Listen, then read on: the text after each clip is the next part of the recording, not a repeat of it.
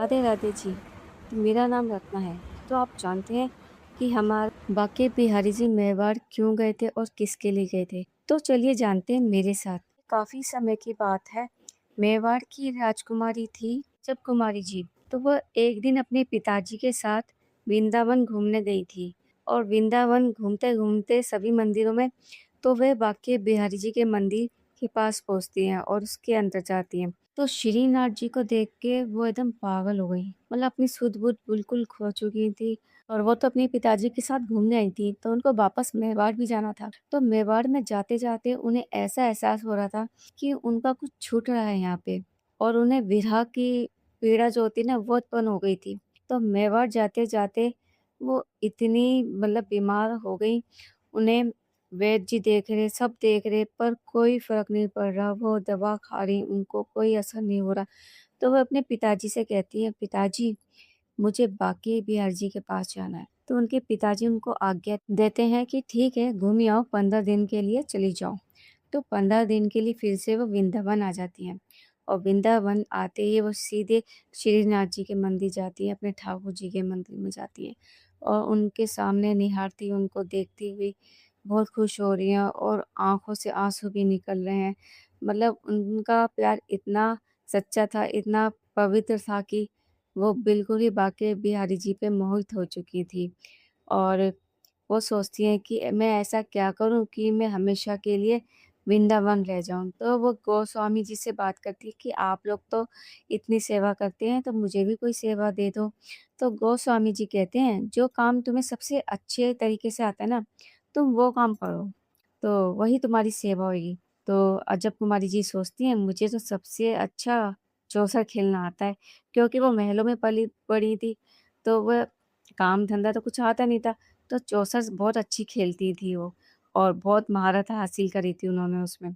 तो वो कहती हैं कि ठीक है, मैं बिहारी के साथ चौसर ही खेलूँगी। जब कुमारी जी ने प्रतिदिन बिहारी जी के साथ चौसर खेलना शुरू कर दिया, तो पहले तो वे अपनी बाजी चलती और फिर नाथ जी की बाजी चलती और वे ऐसी-ऐसी बाजी चलती थी कि नाथ जी के जैसे लगता था कि उन वो हारने वाले हैं।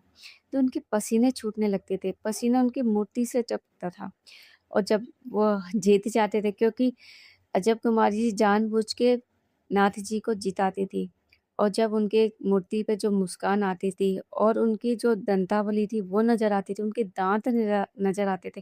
तो ये सब चीज़ देखी थी अजब कुमारी ने और बाकी सभी लोगों ने, तो वो बिल्कुल हैरान थे कि ये सब कैसे हो रहा है। तो ऐसे ही दिन बीतते गए और वह प्रतिदिन चौसर खेलती थी बाके बिहारी जी के साथ। फिर वो दिन भी आता है जिस दिन अजब कुमारी जी को वापस मेवाड़ जाना होता है। उनके सैनिक आ जाते हैं उनको ले जाने के लिए। तो उस दिन वो बहुत दुखी थी और गुस्सा भी थी।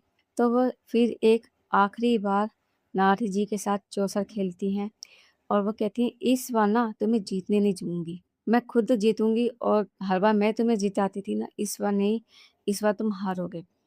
तो वो ऐसी-ऐसी बाजी चलती है कि नाथ जी के पसीने छूट जाते हैं और वो बहुत उदास थे उस टाइम। वो सोचती है और वो उससे ना नाथ जी की पीड़ा देख ही नहीं गई कि वो उदास हो रहे हैं।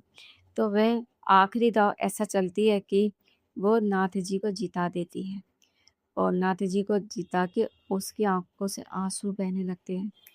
फिर वो कहती है नाथ जी से, "ठीक है, आज मैं जा रही हूँ और तुम अपना ध्यान रखना।" तो आप यकीन नहीं मानोगे, हमारे नाथ जी, हमारे ठाकुर जी साक्षात प्रकट हो गए थे और प्रकट होके उन्होंने अजब कुमारी जी का हाथ पकड़ लिया था और बोले कि मैं तेरी भक्ति से पसंद हूँ, माँग क्या चाहिए तेरे को? तो वो कहती है, जो मैं माँगूँगी आप मुझे दोगे? तो ठाकुर जी कहते हैं, तेरे माँगने में देरी हो सकती है, मेरे देने में देरी नहीं होएगी।